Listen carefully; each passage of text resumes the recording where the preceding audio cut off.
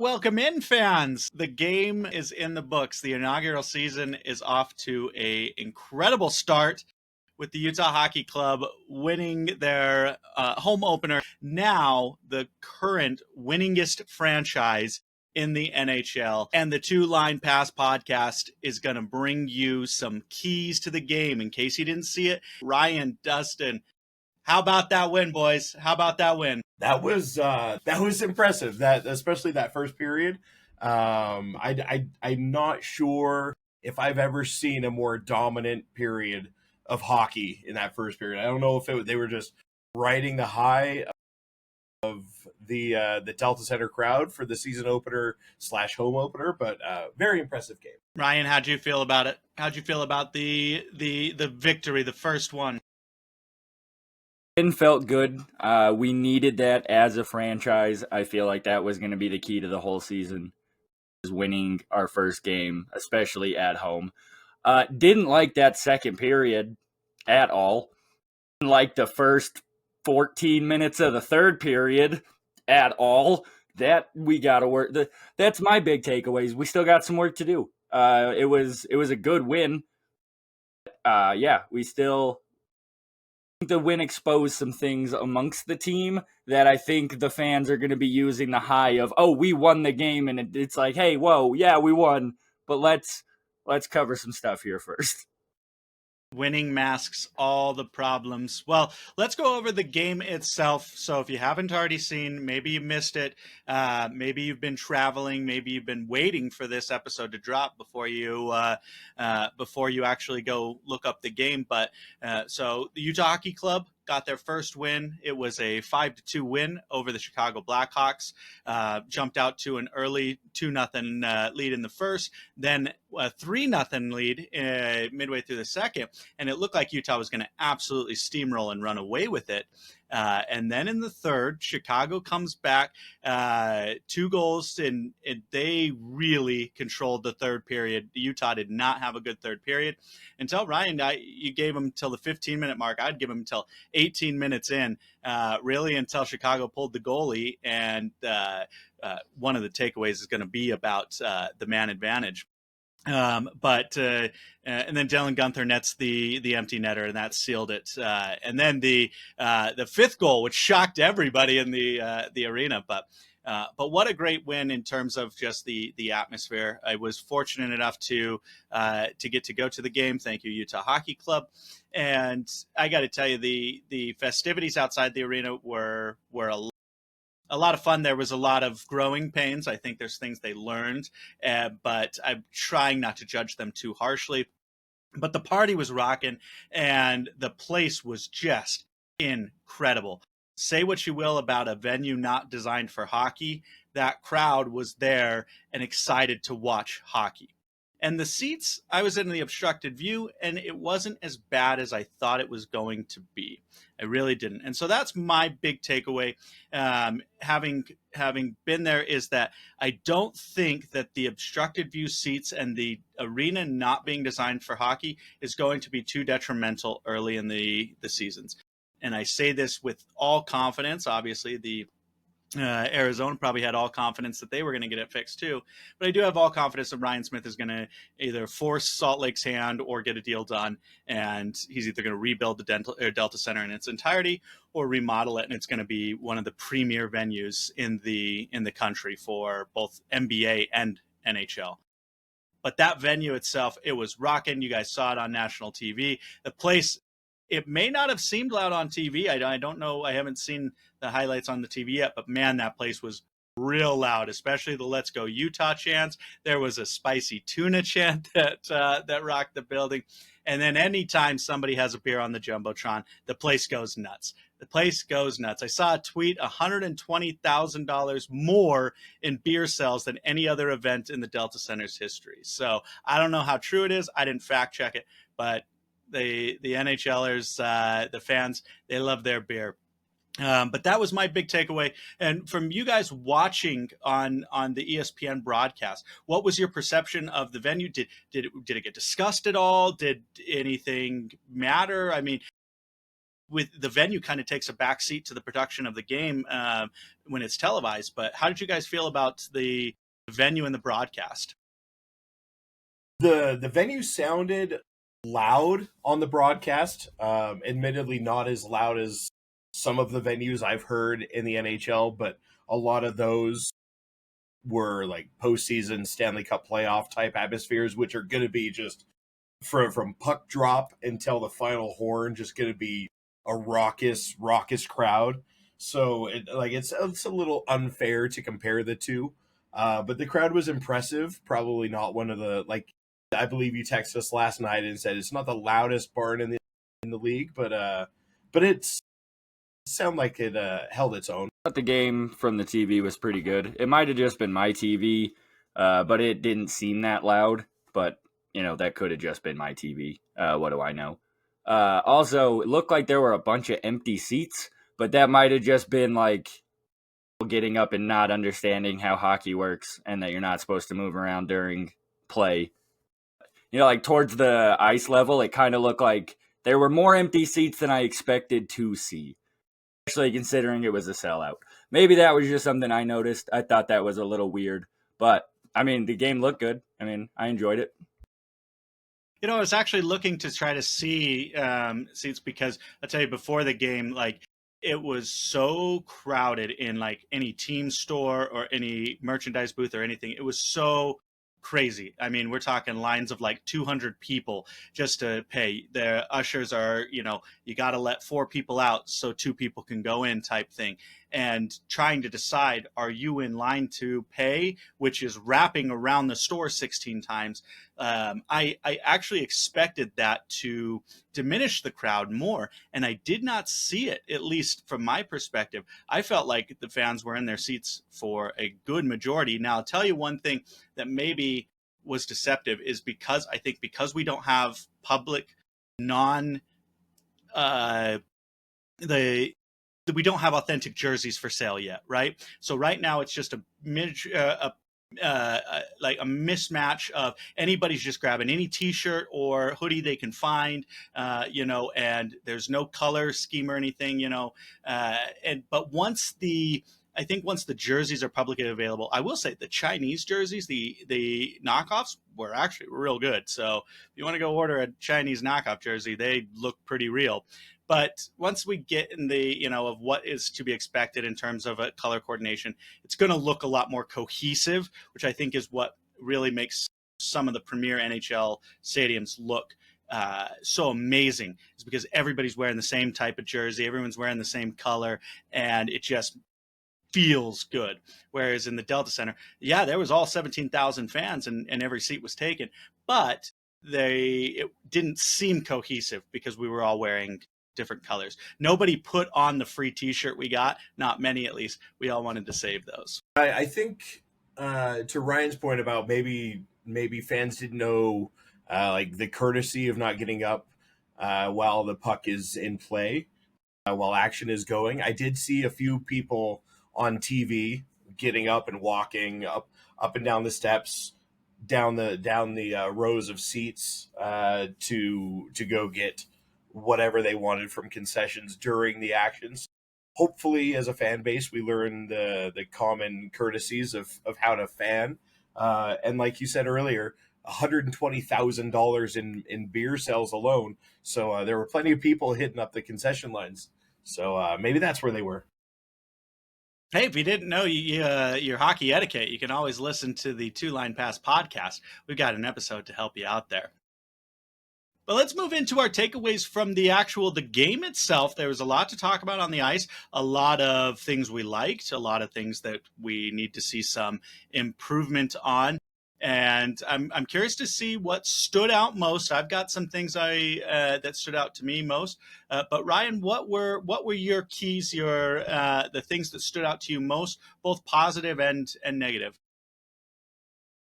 Well, my favorite positive that I took out of that is that Dylan Guenthers is winning the Hart Trophy. That dude has the most ridiculous wrist shot I have had the good pleasure of watching. That big contract. You know what? I'm not mad about it anymore. He's earned one game, and he's earned one game in a preseason. He's got my faith for the rest of his life. I didn't like how we just off the gas there in the second period and just let Chicago dominate from then on. Like, just because you have a 3-goal lead, why are we being lazy? Chicago controlled the entire. And if we weren't, like, even on the penalty kill, that was the only time we really kind of dominated, which says more about Chicago than I think it does us. That even with the man advantage, we were like, nah, we got this one.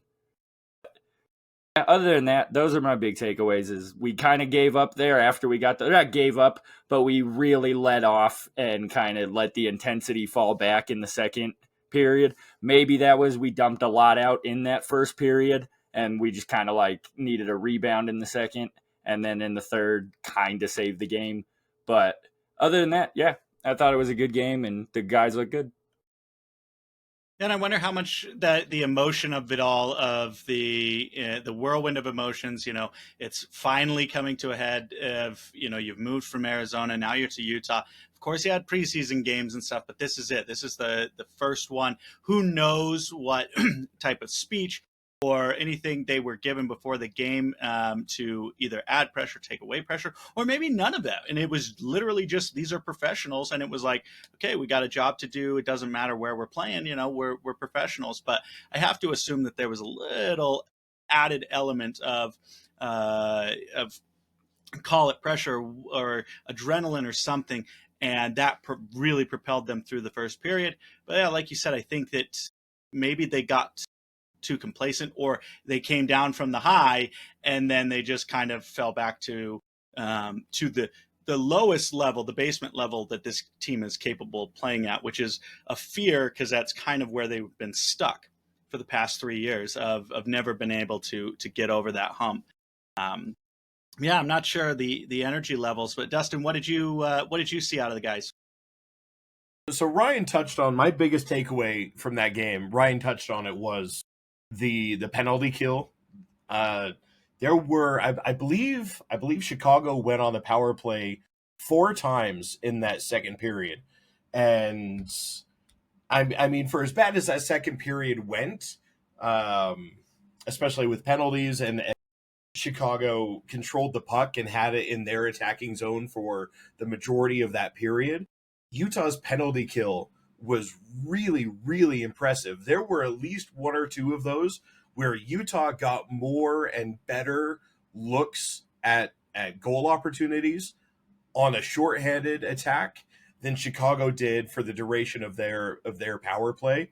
And I know last year, like, the Blackhawks were one of the bottom 5 power play teams in the league, and that they're not great offensively, and they're one of the lowest scoring teams in the league, and their power play was not good, but still, just as dominant as they looked on the penalty kill was really, really impressive, because they weren't a great penalty killing team last year.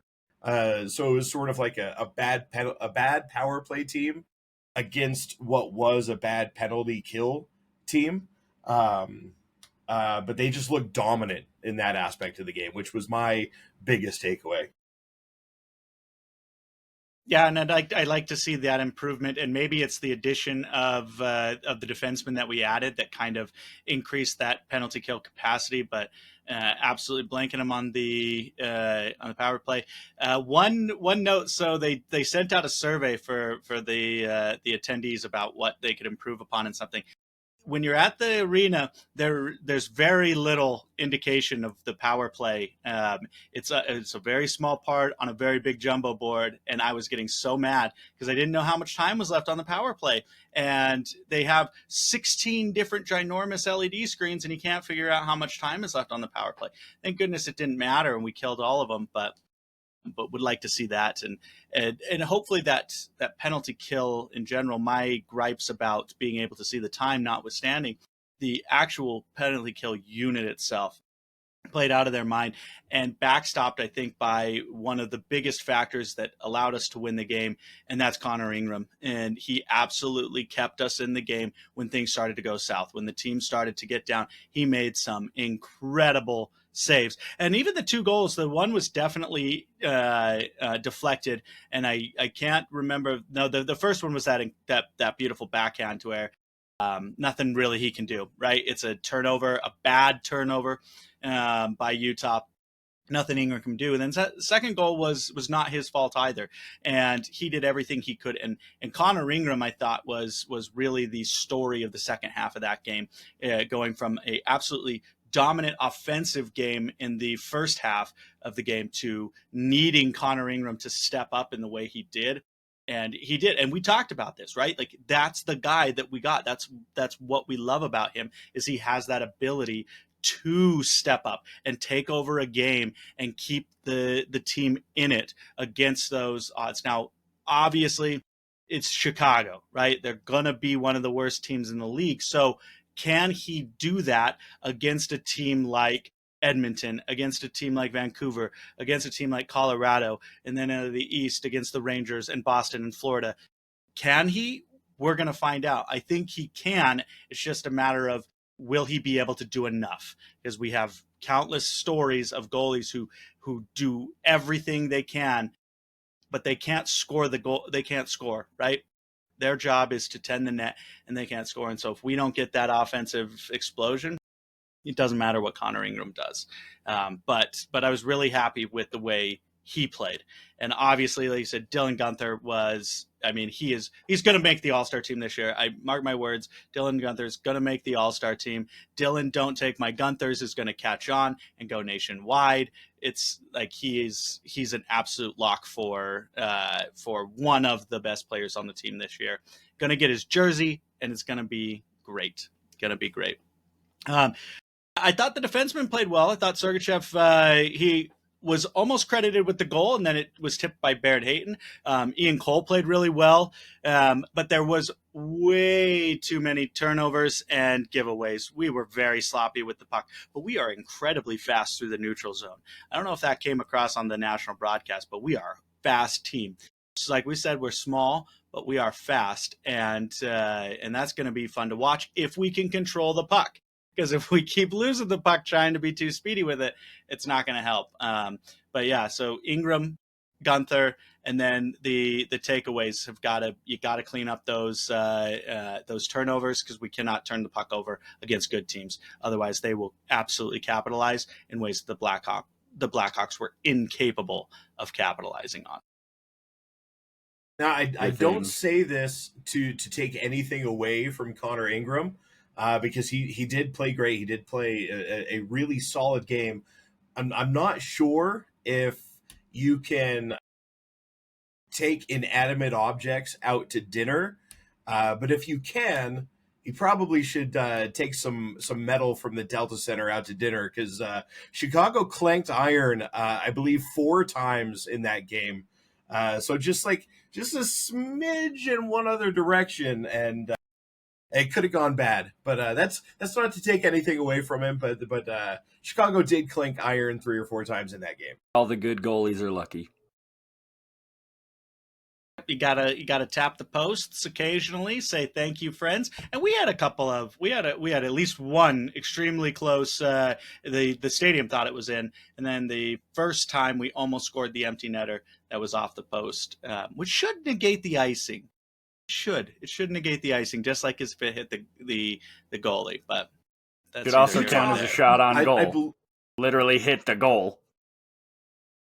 I believe Utah. I text both of you during the first period that Utah's first official rivalry in the NHL was going to be the Pipes, because they clanked 2 in the first period, and then the empty netter, and then I think one other. So I think Utah found the Pipes 4 times. So it could have been a much higher scoring game. I do want to give one tip of the cap to our, in our hearts, maybe not on the ice, but in our hearts, our captain, old Schmalzlicker himself, for that big fan on his shot attempt, which set up the first goal in Utah Hockey Club history. Just a master class in a fake out of just fanning on your shot to set up your guy. That's hockey that you can't teach. Plan that. That was a set play they had been working on all summer.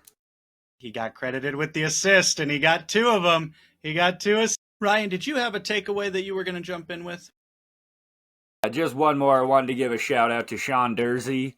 I love him jumping in on. I just like that, our captain gets hit. We have a smaller captain, and I appreciate when a big guy like Murphy takes a run at him, and then little Sean Dursey gets in there, scrapping it up a little bit. I don't like that they run at Clayton Keller, but none of them will answer the bell when Spicy Tuna's on the ice.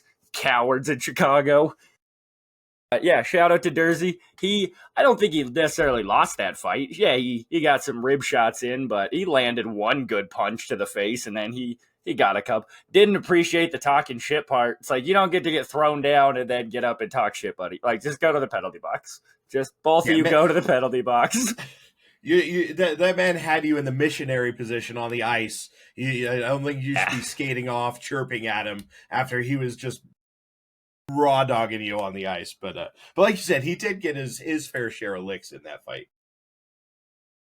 Dursey's class with the heavyweight UFC champion, they're going to pay off. He's going to be more active than a certain somebody who I think we would be remiss to talk about, because I think there's some good and bad, and it's going to be a talking point all season, and that is Liam O'Brien, the spiciest of the tunas. So right before the second goal, there was a spicy tuna chant going, and it was as loud as any of the "Let's Go Utah" chants right before the goal, and it was so great. But he got named the third star, and I don't think that was the appropriate thing to do.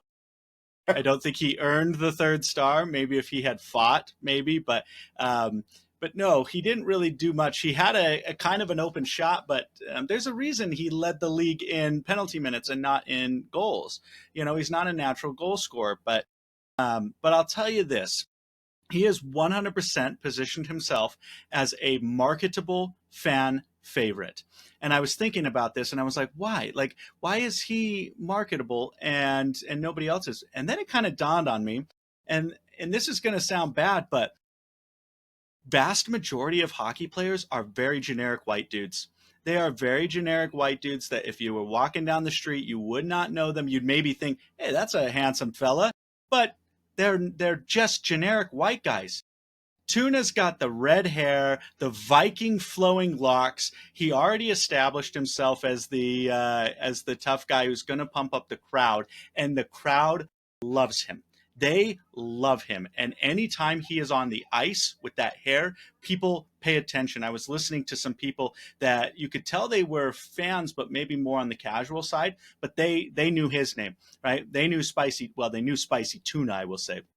I don't know if they knew his name was Liam O'Brien, but it doesn't really matter at that point, because Utah is going to be front and center in the national spotlight this year, whether we want to be or not, whether we win or we lose, we're going to be in the national spotlight.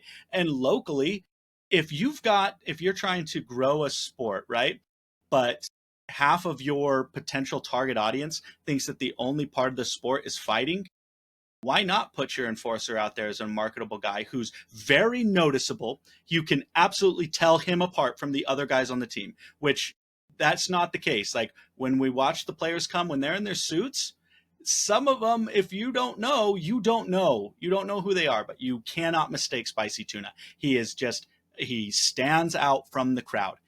And I love that they are pushing him. Don't love that they gave him the third star, but I do love that he's marketable, and I think he got himself millions of dollars, and it's going to be fun to watch. And I hope he truly embraces it, and I hope it doesn't become a thing where he's like a sideshow distraction type thing, which I don't. He obviously didn't. Like, he didn't go out and try to fight or put his team in a position to, take a bad penalty or anything like that. So in the biggest arena or the biggest stage so far, he played fairly disciplined hockey, but still the crowd loved him. So what are your thoughts on Spicy Tuna's first game and how you think his reception as a fan favorite is going to go? I did love on the graphic that the team posted on social media that listed the stars. You know, it'll show like star one, like Dylan Guenther, 2 goals, and star two, Connor Ingram, 24 saves, 92% save percentage, and then under Spicy Tuna it says 6 hits. Like the man who's on the ice for 10 or 11 minutes and hit 6 people, and that's enough for the third star. But yeah, I think you make a really good point about how a lot of Utah's fans, especially the casual fans who are just they're gonna get into it because it's a new professional sport in the state. They're the types of people who will joke like, "Oh, I went to a fight and a hockey game broke out." So yeah, you put the big guy, and especially since when they came to Utah and they had that like big fan event where the players sort of talked and like O'Brien wasn't even under contract, but he came and he grabbed the mic and he quote unquote won the press conference, as they say for coaches when they get hired. He came here, won the press conference, immediately became a fan favorite, and like you said, like he does have the long flowing locks, red hair, and he fights, which is what a lot of like casual hockey fans like. So very marketable, but yeah, I'm not sure 10 minutes on the ice and 6 hits is enough for third star, but toss him something for what he's done so far. I would say there are three things that are marketable in the NHL, and that's a one of a kind forward. Looking at Connor McDavid, Nathan McKinnon, Sidney Crosby, a stud of a goaltender, Hellebuck, Otter, I guess Shesterkin in New York. I'll give the Ranger fans this one, or the straight up menace of a fourth line goon who stands out. Look at Ryan Reeves in Toronto. Look at Rempe in New York, who just came up. Look at Chara, how he used to be in Boston. If you have a dude who just looks different than the lab made hockey players making up the rest of your team, and he's willing to chuck them with anybody, will make everybody a casual fan into a diehard. That's all we want. That's all it takes to get him. And O'Brien, yeah, does he deserve the third star? No, but he does deserve a sushi deal. Hopefully a Salt Lake restaurant gets on that already. But third star, no. But I love him. I thought he played an actual really good game. He played a good, solid fourth line game of hockey. He had a couple good shots on goal. One of them, probably if he was, a little bit better with his hands, might have been a goal. But hey, don't pay him to score. But he will get. I think he will get a couple this year. He'll get a couple of goals, and surprise people. But yeah, I think it's just going to be fun to watch, and I hope that the other guys can rally around it and kind of play off of his energy, especially if there's some sort of like media event or something like that. Like hopefully they can kind of build so that they can have those types of relationships with the fans because they're going to get there. It's just going to take a lot longer for like a even like a Jussi Välimäki, who he's got a unique name, but I don't see people, being able to point him out of a lineup. Nick Bukestad was 6 feet away from us, and we had to Google to make sure it was him. There's just sometimes you've got your outside of your top 3 players, you're going to have guys that will need to establish themselves if they want to. And I hope that they will be given the chance. And I think, though, Ryan Smith has made it quite clear that marketing and selling and branding is going to be something that they focus on. Big, big, big shout out to whether it's the Delta Center crew, a Utah hockey crew, whoever was responsible for putting the T-shirts, the rally towels, and they gave us commemorative pucks. 20,000 pucks, they had to manually put stickers on them before the game. Like that crew did a lot of work to make sure that this first inaugural game was something truly special. And it was for both people who attended and people who just watched, right? Because this is the first of our series, and they've got the new slogan, I guess you could say, like the "Our history starts now" type thing. And it's just, it just kind of gives you goosebumps even just thinking about it, and it's here, and we can touch it, we can see it, and we're going to be there talking to you about it every step of the way. So if you want to get to know those players that we've talked about that you couldn't point out a lineup, if you want to get there, you just keep listening to this podcast, and we're going to help you get there one way or another. Dustin, do you have any closing thoughts? I would say go Utah. No other closing thoughts. I think we covered everything that I had in mind. So go Utah. Go Utah. Ryan, any closing thoughts? The Utah Hockey Club is never lost a game, never lost a period. So, just remember that, guys. Undefeated. How many of your franchises can say that as of right now? None of you. So, Utah for the cup. We are the current winningest franchise currently active. We are currently undefeated in the conference and in the division. An undefeated season is still a possibility. And we could very well win the Stanley Cup. We could. It's a possibility because we haven't lost a game yet. And they say you have to lose at least 4 games to lose the Stanley Cup. So you keep it right here. You keep it locked on to the Two Line Pass podcast, and we're going to help. We're going to watch this season, win, lose, or draw. It's going to be a lot of fun, whether you guys are in the stadium, watching from your couch, or just listening on your favorite podcasting platform. Guys, we appreciate it, and we'll see you next time.